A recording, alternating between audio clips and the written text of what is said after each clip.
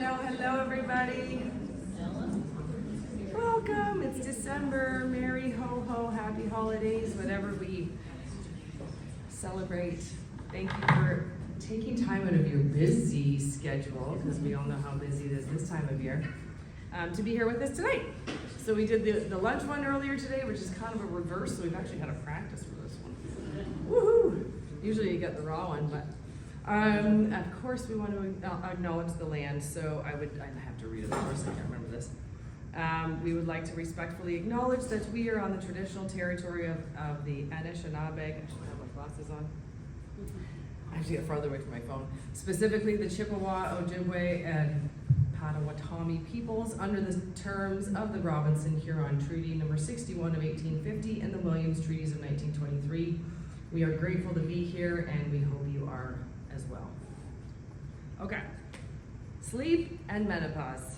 Who sleeps well? Good sleepers? Woo-hoo! Good sleepers. Just wait. Dun, dun, dun. Who doesn't sleep well? Yeah, this is a common one. So if you haven't done already, the usual, there is the pre-session quiz. It was sent out in the email, but if you didn't get it, QR code it there if you have that technology available to you. So why are we all, did you, just speak up. I need it. Got it? Anybody else need it? I can wait a second. Okay. Thank you for being patient with a little bit of a delay. We were locked out. Everything was set up, which was kind of nice, but we couldn't get in ourselves when we first got here, so that was a bit of a scramble. And these lights were kind of... Who's calling? Oh, my mommy. Oh, Mom's calling. We're testing out something new because the video last time was really low light, so it feels weird. I don't feel as connected to you guys out there. Yeah. We're trying our TikTok. Yeah. We're going to do TikTok dance after. Just end it. No, it's good. Oh, it's great. It's all good. Okay. We're gonna get used to it. Thank we're you, gonna have Jer. Tech support. Superstars. We're gonna get used to the lights. Oh yes. So today it's, of course, for those, I think everybody's been here before, Dr. Lindsay and myself, Angela, and Dr. Catherine Zacco, who's here to talk about sleep apnea. Yay. Our special guest today, special because she is an expert on it and it's fabulous. The talk was great today. So what do we hope you get out of today? There's so much you can talk about sleep. I could get into all the science and the fun part of it. We hope to just kind of give you a high-level overview of why sleep is important. I don't know, I used to belong to the I'll sleep when I'm dead camp, especially as a shift worker. I'm like, meh, what's another 12 hours to stay awake? And you know, when we are busy, like this time of year, what do we not prioritize? What's the first thing to go? Our sleep. We stay up later to wrap presents and drink wine. You know, we get up earlier to do maybe a workout if we have the energy. You know, sleep is the first thing to go. Maybe we miss our afternoon siesta when the kids nap, you know. So yeah, what we're hoping is that you can get a good feel for why sleep is important and kind of the high-level overview of why and how menopause and perimenopause impacts it. And so sleep, it really, really does impact everything. Those of us who don't sleep well generally know this. Our brain health, though, it's linked to memory issues, to cognition issues, concentration. We have less, if we have good brain health and good sleep, we have less impulsive decisions. Should have worded that differently on that slide. Anyway, it's like a double negative kind of thing. So when we don't sleep well, I don't know, I don't get up and make a nice, lovely fruit salad breakfast and a little bit of eggs. I'm like, where's the donuts? Give me the coffee, and you're on the run, right? You might not have the energy to get any sort of movement in, so you skip the workout for tonight or the next 4 months or the next 4 years or whatever. You'll do it when you can. So our physical health, so sleep, it helps us lose fat and build lean tissue, so it is super important in weight loss. I always say that for the people who are doing everything right. I eat right, I exercise, I do all the things, and I'm still gaining weight. What's going on? Nothing's changed. but let's say your sleep has, that could be a part of the problem. So it helps repair tissues. It's like sleep, like the garbage kind of compactor at night, takes in all the tissues that are floating around in our body that we don't want anymore, and it cleans it all up. It helps regulate blood sugar and our lipids, so all of our fat in our blood, and it affects our hormones. It regulates hunger and appetite, and it helps clean up the waste in our body, as like I just said. And so I wanted to kind of touch on this because sleep is a hot topic these days. We got lots of great gadgets out there to monitor our sleep. Everybody's like, you know, there's lots of myths out there, like everybody needs 8 hours of sleep to function properly.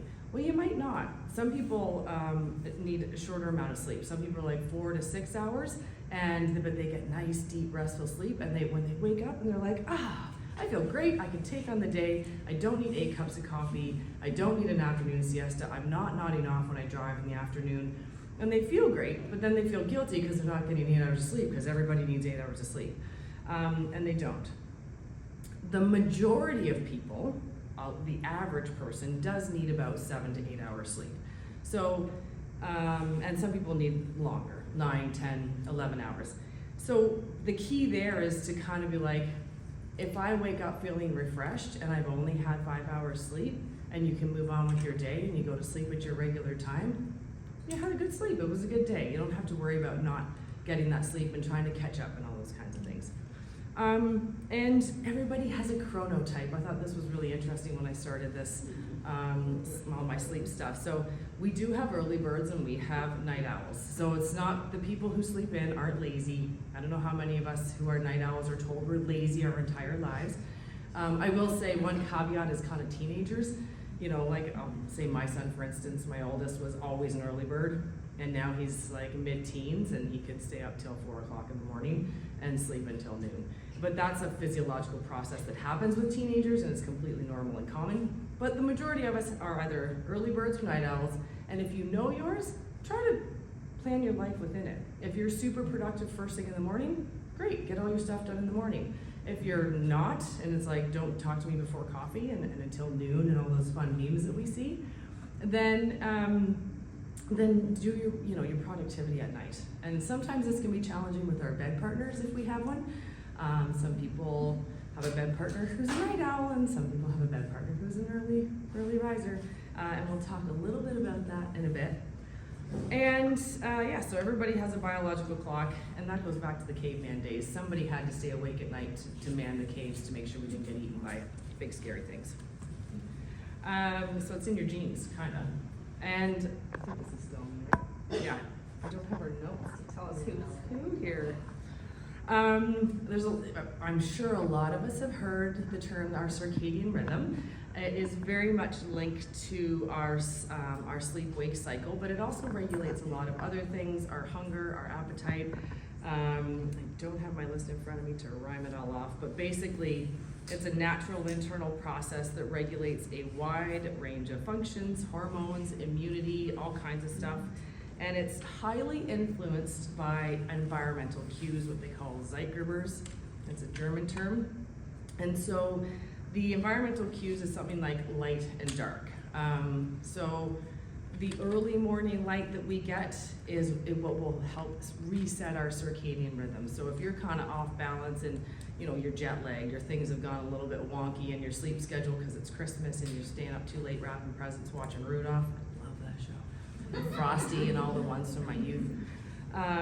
Then maybe the next day you kind of wake up and you're feeling groggy. Get about 10 to 20 minutes of early morning light if you can. If it's dark until 8 like it is now, just flip on the lights. Get some sort of light into your eyes early in the morning, and that will help reset your circadian rhythm. And then also, as the nighttime comes, start dimming those lights. Don't have all the bright lights on in the house. I talk about a lot with this with shift workers. There's some day nurses that would come on, and I worked a lot of nights. First thing they do is come on and flip on every light in the hospital. And I'm like, I'm trying to leave and I want to go to sleep. Please keep the lights low until your night shift has left, and then your day shift can come on and flip on all the lights, because you really do need those environmental cues of the dark and the light to help your circadian rhythm know exactly what to do. And it is naturally altered by aging. So we talk about this a lot. Is it menopause? Is it just the fact that I'm getting a little older each year? Our circadian rhythm kind of goes a little bit wonky. We tend to wake up earlier and want to go to bed. I think I was asleep at 9 last night. And we also get a little bit more fragmented sleep. We have to wake up more to pee. We don't sleep as deep as we used to and things like that. So we're also a little bit of menopause, a little bit of hormones, which Lindsay is going to talk about, but sometimes it's just a part of aging as well. And now it's you. Yeah. So basically when we're talking about sleep difficulties, hi, it's my first time in front of Mike tonight. Is it too high for you? I'm sorry. You're so tall, Angie. Go. So when we talk about sleep difficulties, the two major kind of dividers would be sleep disturbances at the beginning or sleep onset, and then sleep waking up in the middle of the night. And when we think about having difficulties getting to sleep, typically that has been shown to be related to high cortisol levels.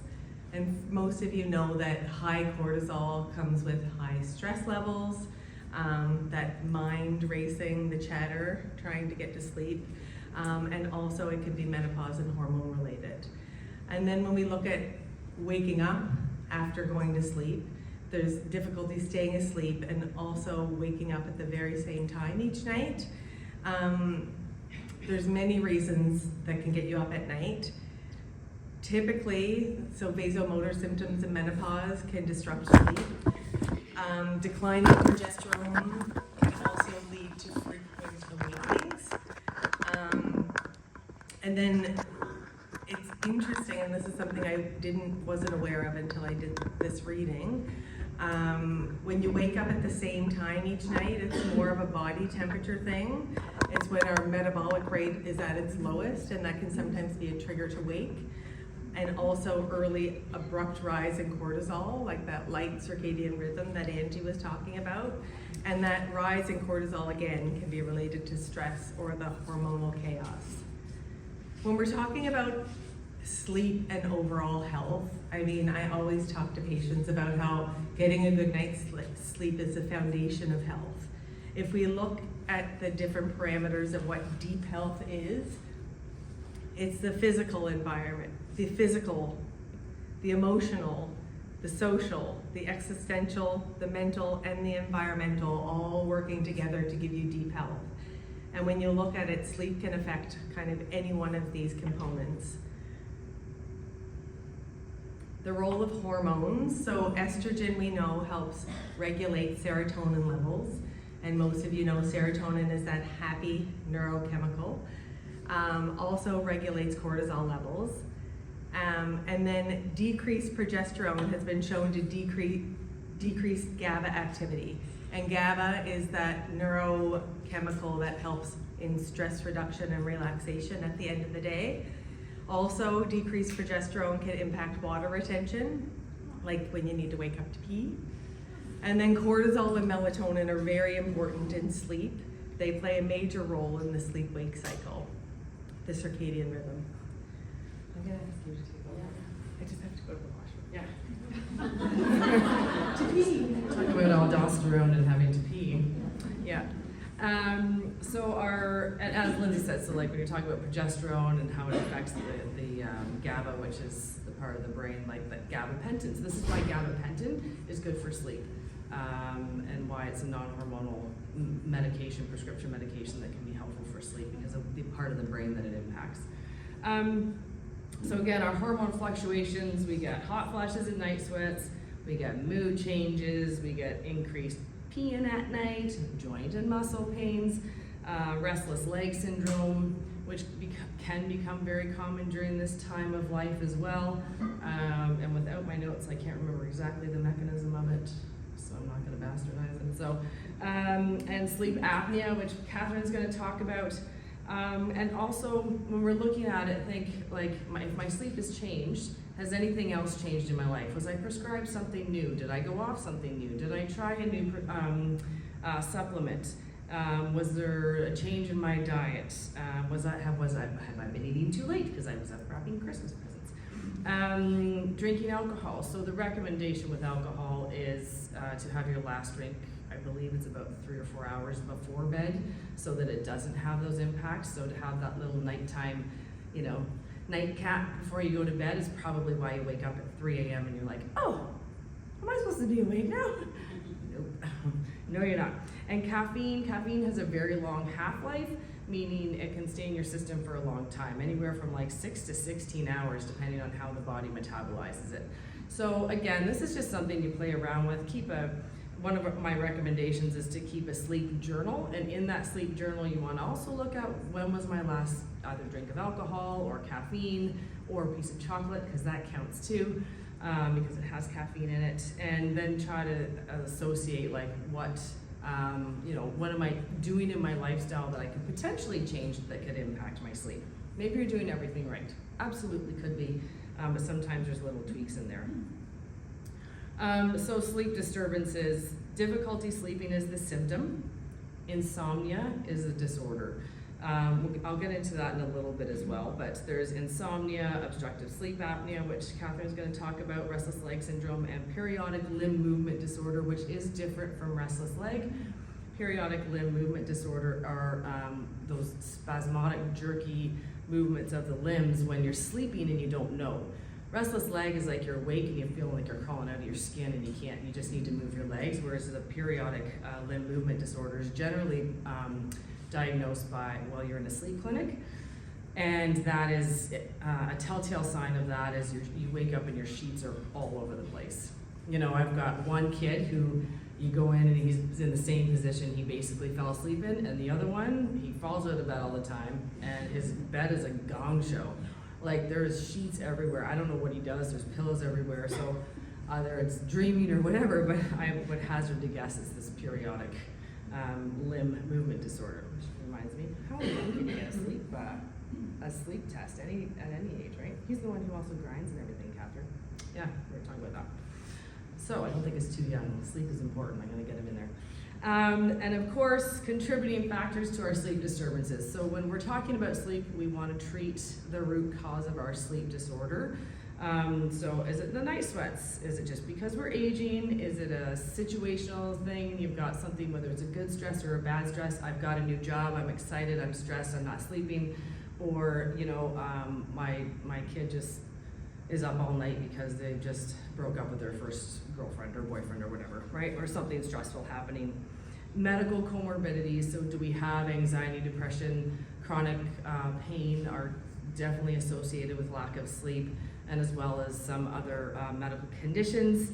And of course, some drugs and alcohol will keep us up, amphetamines, amphetamine-style drugs and stuff like that, cough medicine, and just poor sleep health overall.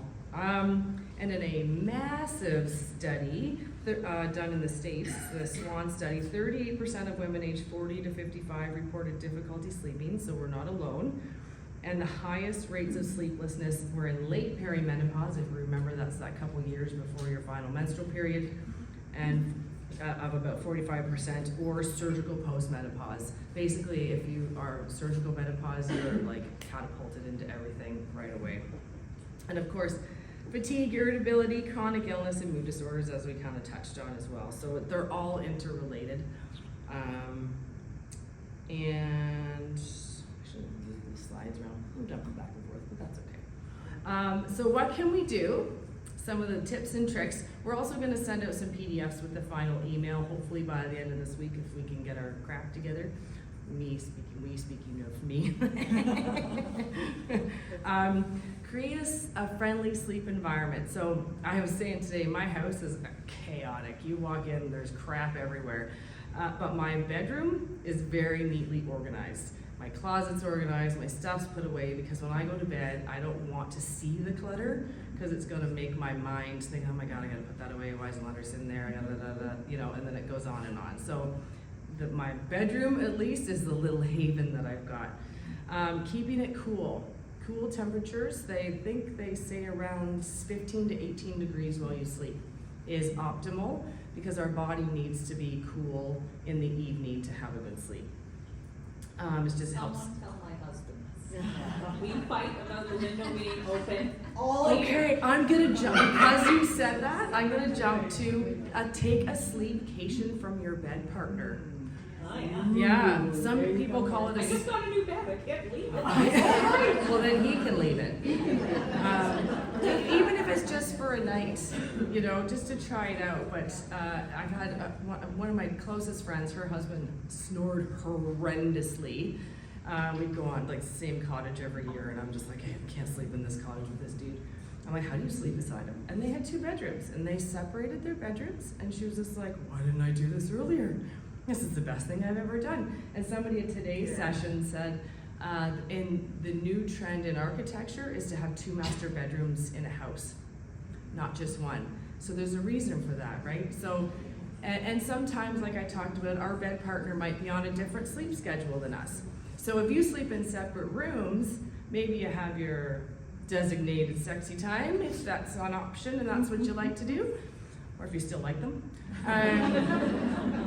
Let's be real. You know, and then let's say the partner who stays up later stays in that bedroom, snuggles with that person, and then once they fall asleep, they go into their separate room or whichever. So there's really creative things you can do. I've also heard of some people who put 2 twin beds together because they still want to sleep together, but they prefer different mattresses, firmnesses, different sleeping or different sheets. So maybe somebody likes silk and the other one likes flannel.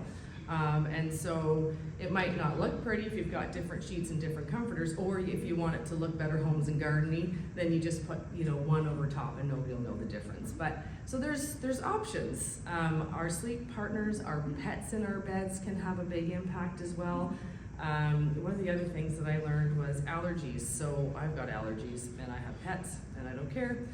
So instead I just take Reactin, because why not? Because I love my dogs. I don't let them sleep in my bed, but their fur's everywhere. And so somebody had mentioned taking, if you do take an antihistamine regularly, try taking it at night. Especially because then you get like those 24-hour ones like Reactin and Arius and stuff like that. I think Claritin, yeah. So try it at night if it's something you take regularly. I wouldn't take it for sleep, but if you do take a long-acting, non-drowsy antihistamine, it might help.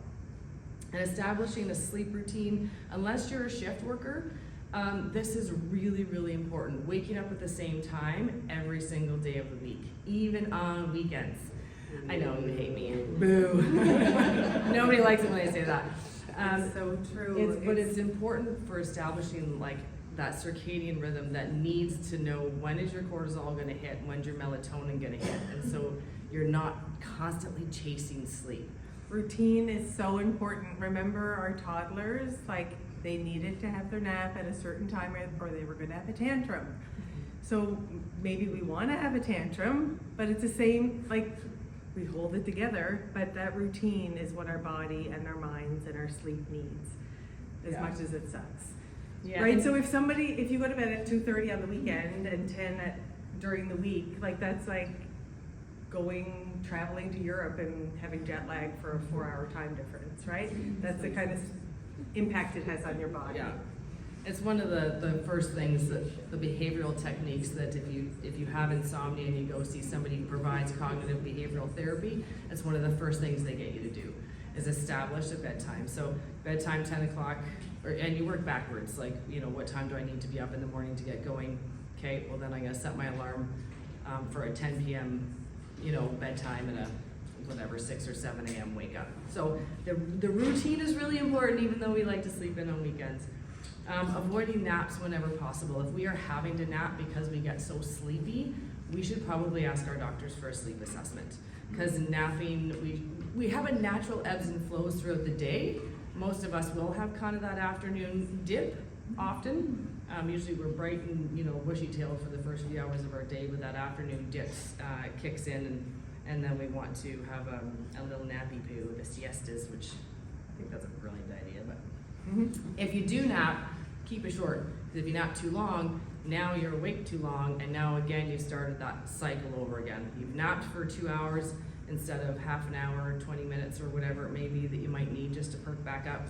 Now you're not going to bed till after midnight because you're wide awake because your nap was too long, but you still have to get up at 6 in the morning, and then you have all your coffee, and then you can see how it just keeps going and going and going. So, yeah, keep the bedroom for sleep and sex only. Managing our thoughts and stress, this is huge. If we are somebody who is a worrier, Set aside a worry time. Worry time. Exactly, because so if we like, it's like food. If we tell ourselves we can't have it, we're gonna want it even more, right? Like if I said to you, do not think about a pink elephant. Don't think about a pink elephant. Don't think about a pink elephant with a tutu. Do not think about, like, are you picturing a pink elephant with a tutu? I mean, I am as I say it, right? So this is how our brains are wired. So if we tell ourselves, I shouldn't worry, I don't wanna worry, we're gonna worry more. So if you're like, okay, I have a worry time between 2 and 4 on this Thursday, then anything that you've got to worry about, you just tell yourself when the worry pops up, you say, I'm gonna park that in the parking lot, and I'm gonna worry about it on Thursday, and I'm gonna sit there, and then I'm gonna stew, you know, or whatever it is. And like what they call a brain dump, or writing out all of your lists and things to do before you go to bed. Or if you wake up in the middle of the night and the list pop up in your head, get out of bed, write your list down, put the list away, go back to bed. If you wake up and you can't go to sleep, get out of your bed. We don't want to hate our bedrooms. We don't want to despise going to bed because we dread it because we're never going to get to sleep. We want to make our bedroom as comfortable for us as possible. So if it takes you any longer than 15 minutes to fall asleep, get out of bed and go do something until you feel sleepy. Don't try to manage it in your bed because you're going to start to hate your bed. You're doing CBT-I right And now. I am doing CBT-I right now. This is all part of CBT-I. And mind-body practices, so this is your like progressive muscle relaxation, which is super helpful if you're all tense. The tensing and relaxing our muscles. Yoga, like a gentle yoga before bed if it doesn't stimulate you. We can do our meditations at night. I've got awesome sleep meditations that if I can't fall asleep, if my mind's racing, I'll put it on and I'm asleep in like 30 seconds, thankfully, but that's me. And when it becomes challenging, don't clock watch. So I just said if you can't fall asleep in the first 15 minutes, get out of your bed, you have to judge that time. You're not looking at your clock. You're like, I think I've been in bed for 15 minutes and I'm not falling asleep, I should get out. Yeah. Does that even mean if you wake up and you're trying to go back to sleep, or when you first go to bed? All of it. So if you're laying in bed, but the trick here is not to clock watch, right? Because we will clock watch. So if you are having trouble, or let's say you fall asleep, because you fall asleep great, but you wake up at the same time, and now you're like, oh man, every time I wake up, I can't fall back asleep, and oh, it's 1:15, it's 1:25, you know, and you're doing that. The best thing to do is not look at any clocks. Maybe if you're just like, you know, it's a habit, you're like, oh God, it's 1:15 again. Lay there, try to go back to sleep, gauge, it's been about 15 minutes, I'm wide awake, get out of bed and do something that makes you sleepy. So read a really boring book, like for me it'd be like a medical textbook with a bunch of jargon that I don't understand. Or I don't know, something that you're really bored about. Or there's like, they have boring sleep stories that are really monotonous, very boring. Anything that just makes you sleepy. And then once you feel sleepy again, try going back to bed. Don't try to go back to bed wide awake. Jen, yeah. What if you're sleeping, like, what if you sleep, what if you're waking up, like, I think I'm sleeping in between, but I'm like waking up every 45 minutes or every hour. Yeah. So then if you've done that 3 times, then do you get up still? If you're sleeping in between, your body will want to rest. Your body will at some point be like, I need to shut down. And so to you, it doesn't feel like it's deep sleep because it's not, because you're waking up. We do wake up throughout the night. Our sleep cycle is approximately every 90 minutes. And generally our body will kind of wake up in that time. If you're waking up, because you're stressed about it or you're worried about it too, or that's just the way it's been for years. But if you're resting in between, like if you just kind of wake up and you gotta get up and go pee, but then you come back to bed and you're able to go back to sleep, that's great. Okay. Treating sleep problems. Yeah. So how do we treat sleep problems? Angie has been giving us lots of tips about what we're going to talk a lot about tonight, which is cognitive behavioral therapy and insomnia. But basically, when we're coming up with treatment options for people who have difficulty sleeping, it is going to be based on the type of disturbance. So is this something that's acute? Is this something that happens once in a while based on circumstance? Or is this chronic? So insomnia is defined as 3 times a week at least, difficulty sleeping for 3 months in duration. Or So- longer. Or longer, obviously, a Minimum minimum of of 3 3 months. months. And obviously, the treatment is going to depend on what the cause is of the sleep disturbance. Obviously, it can occur with other conditions like restless legs, sleep apnea, PLMD, is Periodic the limb movement. periodic limb movements disorder. I don't know that acronym at all. And again, we're going to talk a bit more about sleep apnea, but if you have any of those issues that are affecting your sleep, it's really important to talk to your primary care provider about getting a sleep study, because that's going to give us the most amount of information about what is causing the sleep disturbance and what your sleep cycles look like. So it depends on the type, it depends on the context. Do you have distressing night sweats that are keeping you up? We should be treating the underlying cause and not just treating the sleep disturbance. Is there stress? Is there anxiety? Is there depression? Mental health challenges? That certainly can affect stress or sleep, as we all know.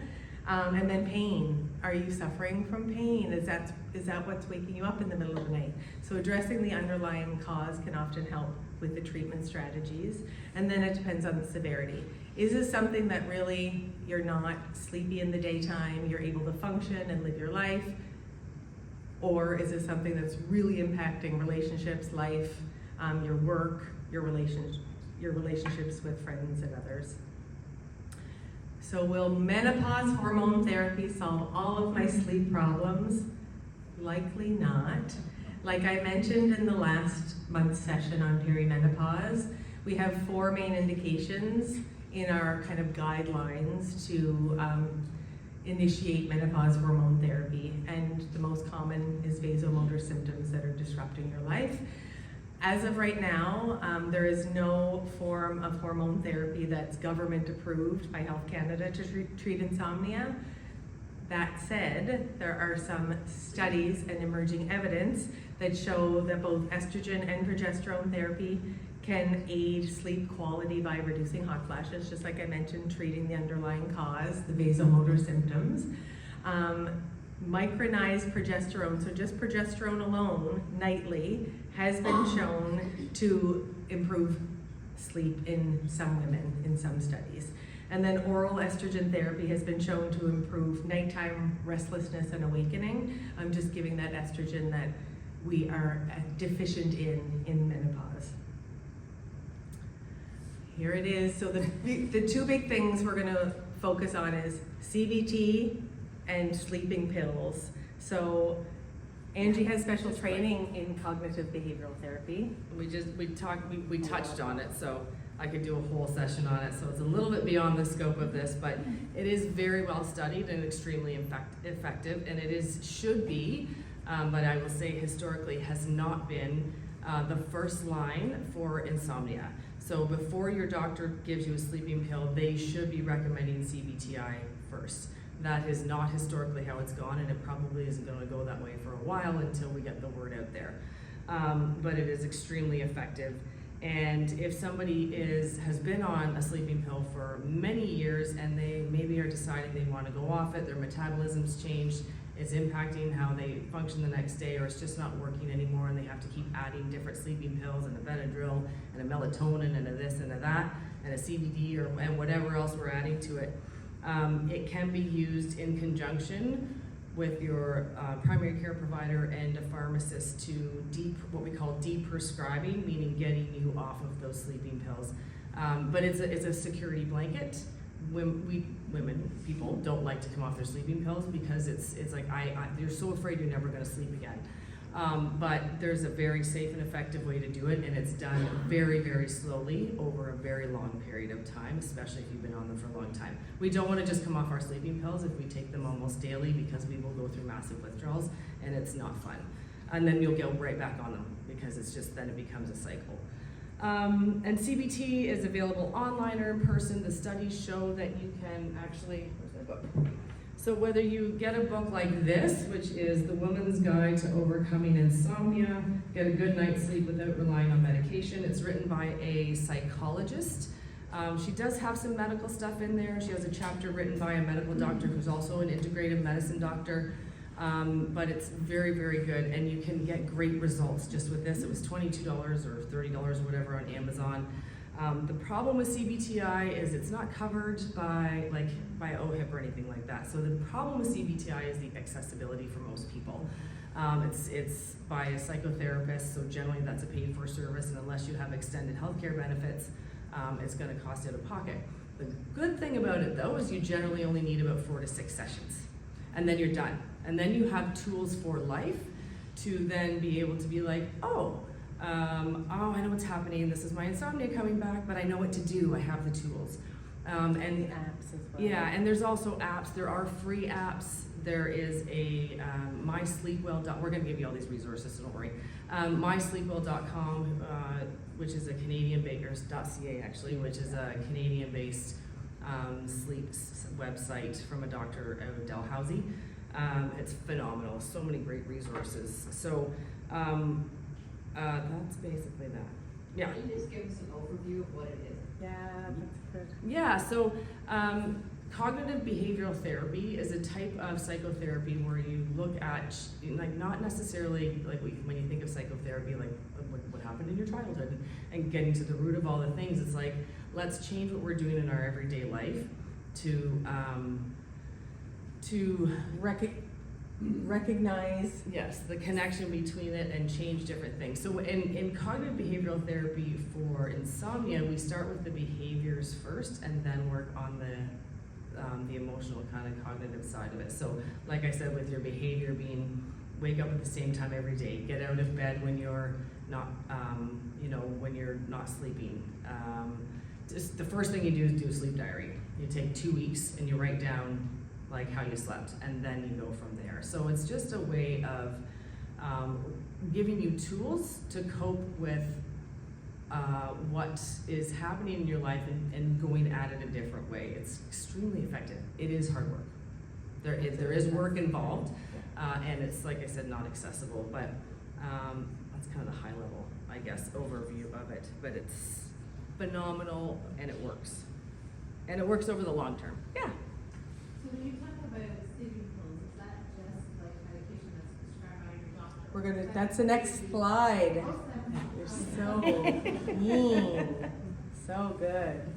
So then the other option is sleep medication, and this is in addition to sleep hygiene, sleep diaries, all the lifestyle things that we talked about.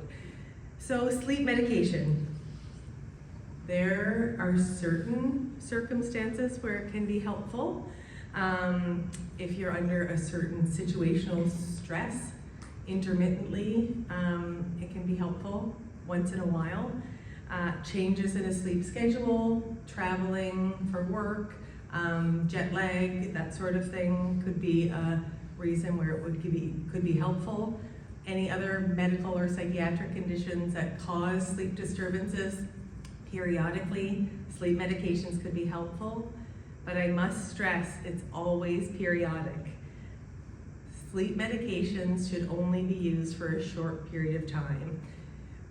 When I have patients that come in with sleep challenges and we work through things, if I prescribe a sleep aid or a sleep medication, what I will counsel them on is please don't use this every night. This is something to break the cycle. I wouldn't want you to use it more than once or twice a week. Because these are not benign things, right? Some of these medications, number one, have side effects in the short term. So residual side effects, daytime fatigue, fuzziness, affecting life functioning. And then we talk about the over-the-counter stuff. So a lot of friends and patients that I know use Benadryl or Gravol to help them sleep. Also melatonin is a very common over-the-counter medication. What the literature for what it's worth, says is that melatonin specifically does not improve sleep. And when studies have been done on the melatonin on the shelves of drugstores, it's some of the results showed that some of the ingredients like serotonin were found when it wasn't actually listed on the ingredients. So it's something that's not regulated by Health Canada. Some people find it works. It works very well for my child when she's overslept or underslept and cranky. But there's no clinical good evidence, and the same thing, when your body gets used to something, then when you come off of it, where are you? Where are you at?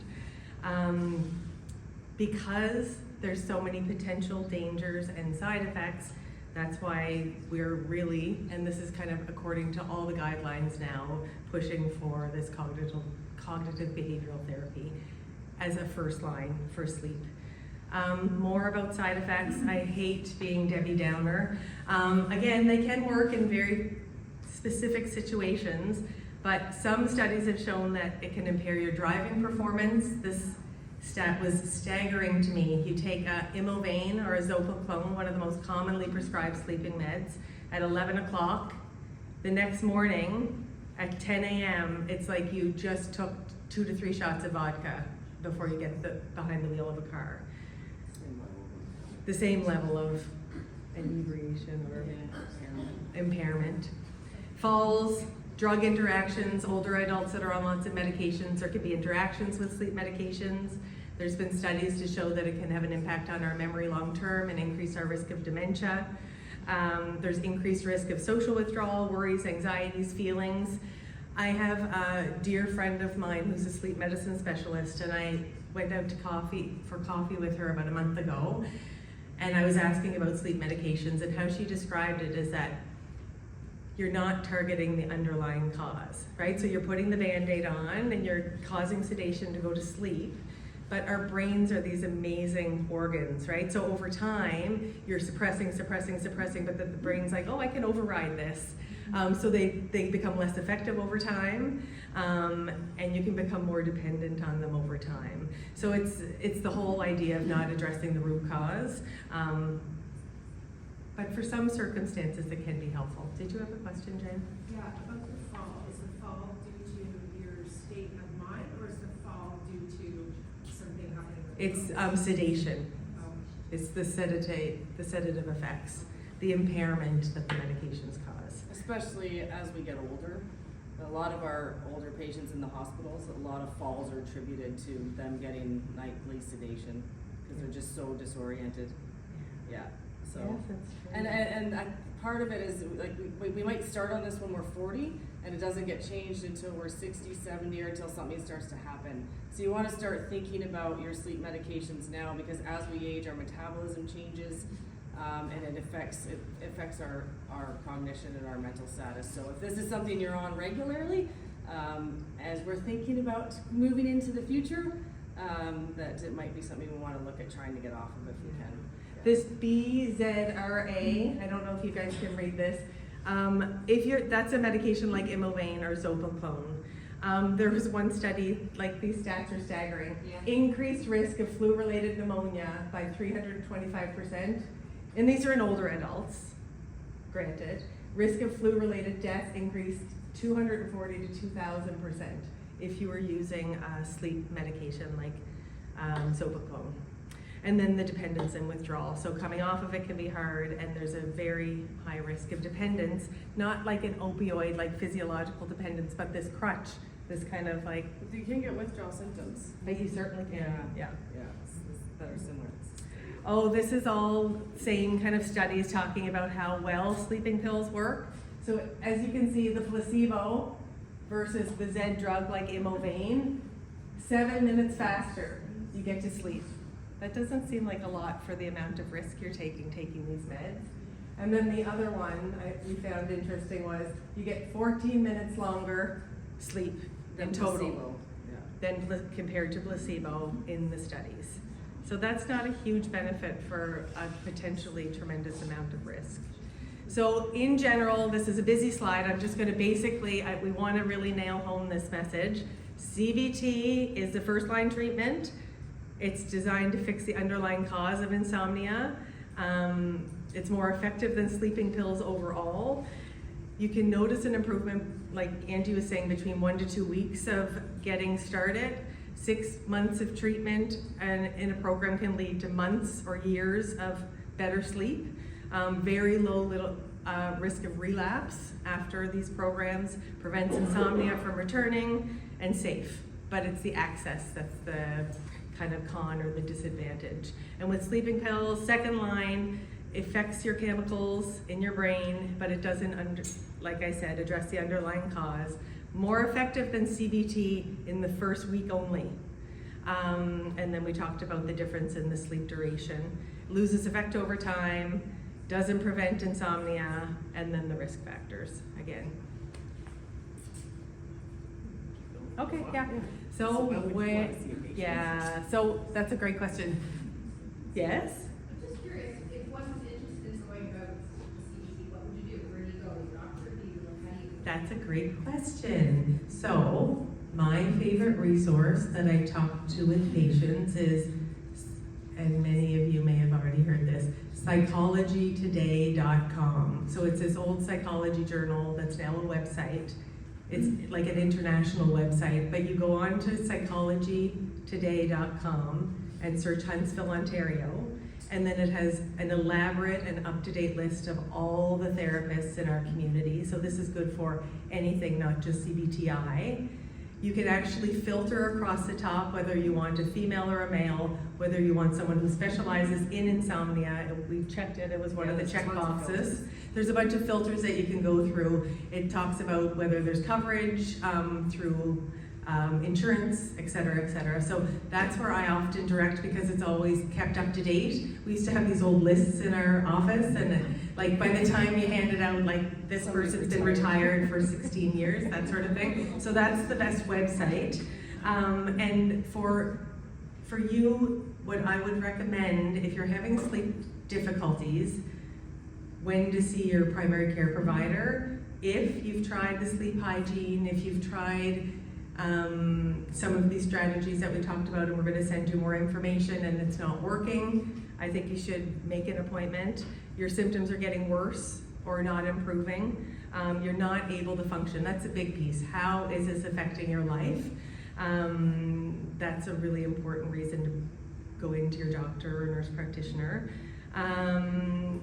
And then the resources, My Sleep Well, we're going to email you this stuff, .ca, and there's several CBT for insomnia apps out there. Any questions before we move on to sleep apnea? I have a question, but I just want to share, sorry, I don't have a cough or anything. Laryngitis. Yeah. In regard to free, and I recognize it's not CBT-I focused, but free resource within Ontario with a health card is Bounce Back. Bounce back. That's great. Yes, that's an Ontario-funded program. It's online tele-CBT, so you're working with someone either on a screen or on the phone, and it is covered. Thank you. That's And it can be self-guided as well with like worksheets, workbooks as well, but it is CBT delivered. That's a wonderful resource and free, because a big hiccup is the cost, right? And I don't know, I stumbled across this last year, but I don't know if it was just for 2024 or 2023, but Green Shield was doing a thing for women's health, and they actually had a program that you could sign up with through Green Shield, which I think is an insurance company, I'm not sure. And they offered free therapy. It was phenomenal. I did it just to try it as well, and with like some social anxiety and stuff like that. So it was great. So they are there. What's that? Would you like this? No. Oh, I got it. Give me a beer. I mean, oh. No, it's not beer. Any other questions? Yeah. Cheers. Before we move on to sleep apnea, yes? Sorry, just, can you clarify, like, if I'm taking melatonin every night, is that considered a sleep supplement? Or like a sleeping? It's a sleeping aid. Yeah, so specifically with melatonin, again, in the studies, our body is naturally making melatonin as it gets dark. And it doesn't, a lack of melatonin is not a cause for insomnia. So giving extra melatonin hasn't been shown to improve sleep. Unless you have a circadian rhythm disorder, which is something very specific. And And not they'll use it super common. in circadian rhythm disorders, which has to be diagnosed by a sleep doctor and all that, but then that's when they'll kind of use melatonin very strategically. But if it works for you, if you This have is it. something that's, hopefully not harmful, is working and you're not groggy the next day and stuff, I think there's really low risk of all the medications and aids. I think melatonin has one of the lowest risks. as long as it's got what it says it has in Exactly. the box, Yeah. is the only risk with that one, I would say. So now we would like to, question? Sorry, it's the lights right. No, CBT does not need a physician referral. Some insurance companies, I don't know, maybe require a doctor's referral, To but you therapy, don't yeah. need one to access therapy. And there was a question, I think we keep missing because the lights. Yeah. I can't see you by the blinding light. Shift work. Yes. CBT works for this kind of. Good question. So it can if you have for lack of a better term, mind drama around it. So there's a whole there's sleep shift or shift work disorders. There's a whole disorder around shift work and sleep, it's really challenging. Shift work is really challenging. Yeah, and if you can get on the same shift all the time, that's the best thing if you do shift work. If you're in healthcare and you're doing days and nights and you're flipping back all the time, do what you can. I've got some resources because I do, help, but it's like you have to do what works best for you. Shift work is just a gong show. Yeah, try to get on days or try to get on straight nights. If you get a doctor's order or whatever, shift work is really hard. All the literature just says, just keep the same shift work schedule for 2 months. I'm like, yeah, except That's for our realistic. contract doesn't say that. I know, it's very tough. Very, very tough. So But I now can we'd like send you some stuff. to invite up, and I'm sorry we're running late, everyone, and especially Dr. Zackel. This is Dr. Catherine Zackel. She's a dentist in our community, and she has a special interest in sleep apnea and would like to share. Welcome, thank you. Okay, yes, sorry we're running a little behind, but I hope you all still will be interested in hearing what I have to say. So my name is Dr. Catherine Zackel. I've been a dentist for 20 years, and recently my focus has shifted due to some activities with some patients that I was noticing, like breakage of dental work due to clenching and grinding, and I didn't know that it was related to breathing issues at nighttime. So standard is to make night guards for people when they're grinding their teeth, and lots of times we attribute it to stress, but it's been coming up more and more that the grinding is actually related to not being able to breathe at night, and this is also why we actually see grinding a lot in children. And if you think about a 3-year-old, like how much stress does a 3-year-old have? So again, related to tonsils, adenoids, and not breathing properly. So it's really coming full circle for me, and that led me into becoming not really a specialist, but looking into extra courses through the Academy, American Academy of Dental Sleep Medicine, and the focus is on oral appliance therapy for sleep apnea. But I wanted to give a bit more background about sleep apnea.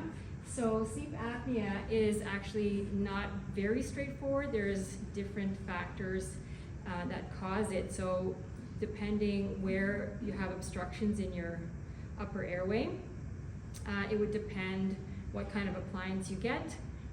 Also the types of sleep apnea. So that's the next slide, and just push the next arrow. There we go. Okay, so types of sleep apnea.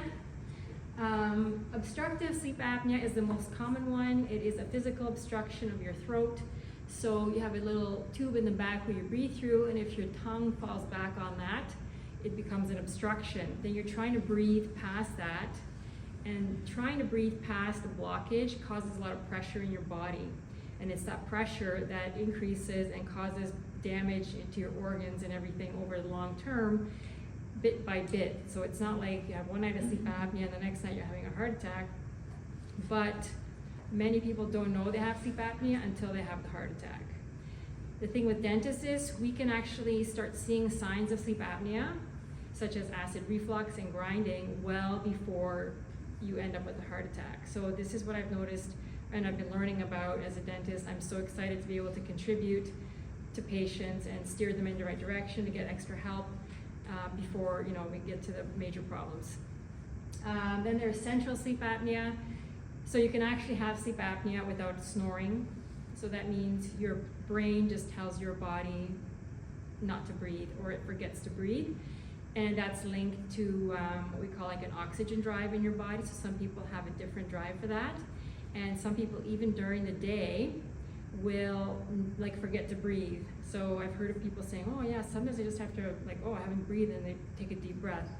So that translates into the nighttime. And those kind of sleep apneas are really only gonna respond and be treated with a CPAP machine. So a CPAP machine is a hose that goes on the mouth, and it continuously blows positive air pressure to get past the blockage or past a non-desire to breathe. And there's some limitations to that, which I'll talk about later. Then we also have complex sleep apnea, so it could be a combination. And it's hard to tease those apart, and this is where we get into really needing a sleep study to see what type of sleep apnea do you have. Do you even have sleep apnea? Also, an interesting part I want to talk about with the Fitbits and the monitors for sleep, which when you have a sleep study, they actually hook your head up with a bunch of electrodes that measure brain waves, and they can tell exactly what kind of sleep you're having. If you're having deep sleep, REM sleep, whatever. Your Fitbit is not going to show any of that because it's strictly measuring heart rate and oxygen, maybe even oxygen or not. The newer ones coming out are going to have more information, but the older ones, or the ones that are current, are not that accurate. I'm thinking about 70% accuracy. So don't even worry if you're looking at your watch. I don't even look at my watch because it doesn't correlate to what I'm sleeping. Like if I'm having a dream and I look and it says 0 REM sleep, well, that's not accurate. So knowing that the sleep study is really the only way to know. When you put you have to look at the brain waves to see what your body is doing. So I found that very interesting. And next slide. Okay, so sleep apnea is generally known as like an older man, big man disease. So if you're a woman showing up to your family doctor with some issues and concerns, you might not be, first thing that pops into your doctor's head might not be sleep apnea, because it's traditionally known as a man's disease. However, with menopause and changes in estrogen, we have changes in our muscle tone in the throat. So as we get to menopause, all of a sudden the women and the men are almost equivalent in their sleep apnea prevalence because of that change in our bodies. There was also a big study done in Europe where they just looked at the general population of all women of all ages, and it even came up as 50% of women just in general have sleep apnea. So it's a very big number. It's largely undiagnosed. So again, women, we have to really advocate for ourselves that we know and we're aware that this is a problem. Okay, this slide might look familiar. We might have seen this at the beginning of our session. And a lot of these things could be just attributed to what we might think is menopause. So this becomes very like what is what? And really the only way to tease things apart is if you're having issues, is to have a sleep study. So again, you want to kind of rule that out. It might be easy to rule it out or rule it in, and then you might have an extra avenue to treat some things. I found that very interesting, how many things. The dentist, again, we pick up acid reflux, grinding of the teeth. My other questions on my screening questionnaire are daytime sleepiness and feeling unrefreshed in the morning. So over the course of time, you might think it's normal to wake up and be tired, but it is actually not normal. Also, falling asleep at the wheel when you're driving, or what we call micro sleeps, not normal. And I have personal experience when I fixed up my breathing at nighttime, and now I am commuting 1 hour in the darkness, and I can do it. Last year, I was just having such a hard time staying awake. So I know firsthand that it is actually not normal to be falling asleep at the wheel which is just unbelievable to me. But you know, you'd know more if you actually go through it. You'd be really surprised. Catherine, can you go back to that for a second? I'm a bit confused about the right side. Is that prevalence of sleep apnea in people with those conditions? Sleep apnea will contribute all of these things. So if you're not sleeping well, if your sleep deprived effect, a negative effect on women during menopause, as well with the grinding and the clenching, potentially there would be more TMJ pain, which is TMJ pain has been shown more in menopausal women because there's more relaxed ligaments in the jaw joint. So if you're grinding and clenching your teeth at night, it contributes to having more TMJ pain as well. Okay, so this slide really illustrates really nicely the spectrum of sleep apnea. So it actually could potentially just start with mouth breathing. And we see that sometimes even in children. So when their nose is obstructed, they're trying to breathe more through their mouth. And the more mouth breathing happens, the more it contributes to mouth breathing. So it's a perpetual cycle. Then that could relate into snoring. Upper airway resistance is a topic I don't have time to get into today. I'm hoping there's going to be a part 2 to this. So lots more to talk about. But anyways, this just shows the gradient of what happens, and it can start in childhood, and it actually can also start in pregnancy. There is pregnancy-related sleep apnea. And can you imagine a developing brain in the uterus not having enough oxygen? Also the young children with their sleep apnea, like a developing brain in childhood, like a couple of nights of sleeping with sleep apnea could cause a lot of damage. And the trend is to say, well, they'll grow out of it when they get bigger and their tonsils get smaller, but that doesn't happen till they're about between 5 and 7 years old. So all that time they're not breathing at night, it can cause a lot of cognitive damage to the brain in the developing in children of that age. So here we have some treatment options. So diet and positional therapy. So the thought is that when you decrease your neck size, and you do, actually the next slide will show this, when you decrease your tongue size, it'll open up the airway more. And also positional therapy. So if you're sleeping on your side, some people have less problems than when they're sleeping on their back, when gravity pulls the tongue back. Then there's the CPAP, which is the continuous positive airway pressure. The machine, which is the gold standard for severe sleep apnea. And oral appliance therapy is more for the mild to moderate sleep apnea. And it consists of, I have a little example of it here. It is basically, I don't know if anybody's familiar with night guards. It's basically 2 night guards connected by some kind of mechanism, and it prevents the lower jaw from moving backwards. So it is holding the lower jaw forwards so that then you can get that breath past the blockage. Yes? Do you have to have a sleep study in order to prescribe one of those? It is the best way to do it because you need to know what type of sleep apnea are you dealing with. This will not work for central sleep apnea.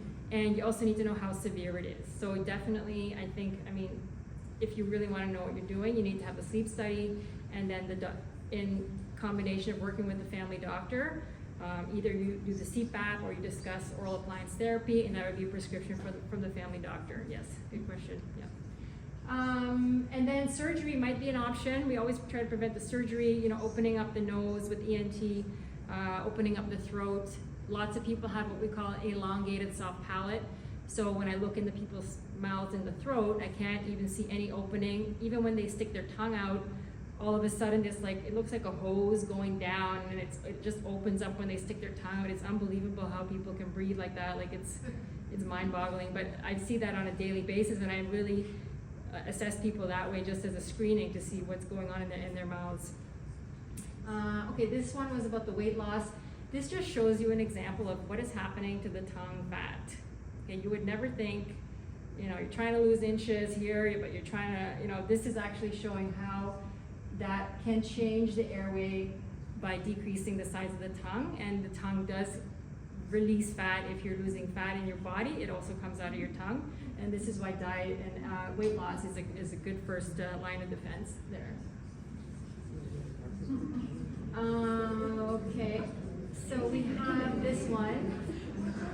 So you've heard of some people, maybe they love their CPAP machine, okay? Lots of people might love their machine, but there are some people who can't tolerate it. So the positive air pressure is sometimes difficult to overcome when you're trying to exhale.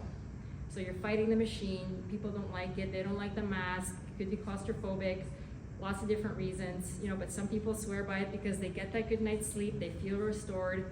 So oral appliance therapy could be like a good secondary try, or for some people the pressure of the CPAP machine has to go quite high to be able to unblock the blockage. But if you use the combination of the CPAP machine with the oral appliance, it opens up the airways so you don't have to push so hard with the air to get past that blockage. So it could be combination therapy as well with the CPAP machine and the oral appliance.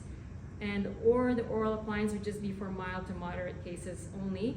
And you could potentially prevent that the sleep apnea worsens in degree by using an oral appliance therapy, because you're stopping the snoring, and that allows the airways to not be so inflamed continuously. So it can a little bit alleviate the irritation in the throat by giving it a break from the snoring. That's what I just said, so there we have it. And okay, actually I just talked about all that. Oh, the one thing, most doctors, when they talk about the CPAP machines to the patients, they're not mentioning there could be changes in the bite, changes in the jaw. Actually, people can have changes in their bite even if they're not using any kind of appliances. Bite changes are normal and they're a part of just day-to-day living. Appliance therapy can also change the bite, so can CPAP machines. So especially for appliance therapy, you want to make sure that in the morning when you take this out, you're going to feel that your jaw is shifted and there might be some changes happening. So we use a morning bite repositioner, which is just like a little wafer that you have made imprints into it in a normal bite, and then you put that in the morning, you hold it there for 5 or 10 minutes, and you feel that the jaw goes back into position, and you do that on a daily basis to prevent like having your jaw out of position every night, and that starts just staying, and then you have a change in your bite and your jaw joint. So you do have to do some maintenance on this, and you know, to prevent permanent changes. However, even having bite changes is better than having a heart attack. So we're focusing on overall health. We do need to know about the risks, but I think the risks, the benefits still outweigh the risks for even having oral appliance therapy. So here we have some little resources. I read the book called Why We Sleep, and it is an excellent book written by a sleep scientist. He's been studying sleep for about 20 years. And just an amazing resource, front to back, lots of scientific studies in there to explain many different phenomenon. I think he also has a podcast, Dr. Matthew Walker, and he also talks about CBT-I, which is just a great resource. Again, if you're just driving on a 1-hour commute, you can listen to that. Then some people aren't sure about their snoring, so there's a Snore Lab recording app, and I would recommend sleeping separately from anybody else in the room, because you only want to pick up your own snoring, right? Because the men do not know about the women snoring, but the women know about the men snoring. We both know about the pug snoring, because the pug snores environment. Yeah, so that's kind of a cool app. It does not diagnose sleep apnea. It is strictly for snoring, and it's kind of cool. I think it even tells you the decibels and how many times you snore. So that's pretty neat. Another resource for the oral appliance therapy is the American Academy of Dental Sleep Medicine website. So they do discuss some of the appliances as well. And that in a nutshell is sleep apnea. Oh, yes, one more thing. I almost forgot. Okay, so this happened about 2 weeks ago. I'm working at an office, and I mainly see patients like to do fillings. So I'm not seeing them as a new patient. They just come in and I meet them on the spot and I do a filling for them. But sometimes I notice things about their mouth and I start asking questions because I'm into the screening now for sleep apnea. So this woman came in, she was very young, thin, 27, And when she started talking, I noticed her teeth were completely flat. So I said, wow, like, are you wearing a night guard? Because, you know, your teeth are really flat. And she said, oh, I can't really, you know, I tried, but I can't wear it. And I've only worn it maybe twice or 3 times. And that's actually a first sign, potentially, for some breathing issues, because putting a night guard into somebody that has breathing problems or snoring can actually make the breathing problems worse. As they've done studies, some people, it can make it worse. So my next question was, you know, do you have acid reflux? And she's like, you know, yeah, like I've been trying different things, diet, gluten-free. She's been trying different things. She's noticing headaches in the morning. Also inflammation. She was telling me she's been trying diet also to improve her endometriosis, and that she's been starting to get kind of desperate because she feels like nothing's working. And then I just went for the big question, and I said, does somebody in your family wear a CPAP machine? Because it is shown that sleep apnea is hereditary about 40% of the time. So she said, well, my dad passed away from sleep apnea. And I said, wow, like that's, wow, really? So I said, how do you know he had sleep apnea? And she said, well, he was morbidly obese, and he went for a hip operation, and then he was prescribed opioids.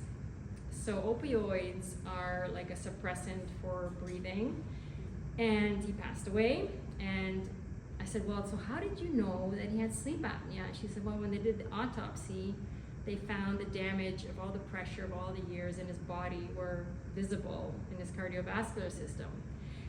And he passed away when she was 9 years old.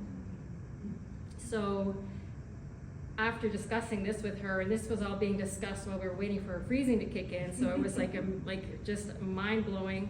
And I'm filling out my little form for her doctor, because I'm not, like, I cannot diagnose sleep apnea. I'm just doing a screening, which opens the door, and we discussed a lot of things. So I write them all down, and I send to their family doctor, and then hopefully they'll follow up with her to talk about potentially doing a sleep study for her.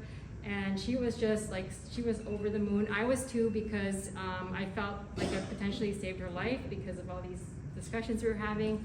And it was just like really amazing experience. So this excites me to continue doing this kind of work for people. And I just thought it was a cool story to share, because in this, like, we might not look like the person in that picture, but we could be their mother going for a hip operation or a knee surgery, and we don't know we have sleep apnea, and then we get prescribed, you know, so it's still potentially could be relevant to this discussion today.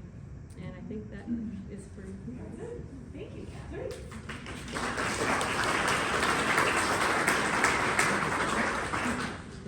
Thank you. Oh, there is so much to talk about sleep apnea. It's absolutely fascinating. As an emergency nurse, if people have atrial fibrillation, one of the first things I always say, like, do you have sleep apnea? Because it's a huge contributor to cardiac issues.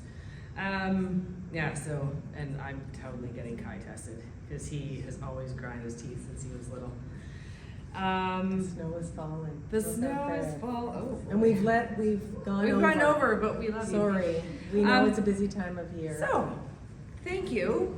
Again, it's a huge topic. There's so much to talk about, but what we really hope is that we've empowered you to prevent sleep from preventing a lack of sleep from becoming a regular occurrence, prioritizing it, seeking effective non-pharmaceutical treatments whenever possible, advocating for your health, and talking to your doctor about sleep. I think the sleep clinic in Perry Sound is still open. I heard it was closed, but now it's not. And there's not long wait times in Perry Sound now, which is shocking but true. It used to be like a very long wait Yeah. list. I don't know, I'm gonna go to sleep study too.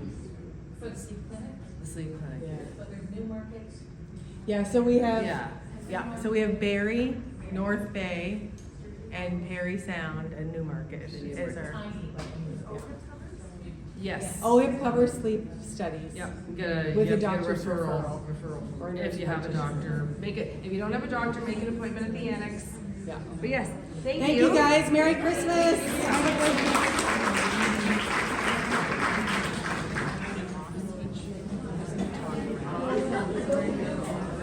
It's okay, it's okay. We got it on the table.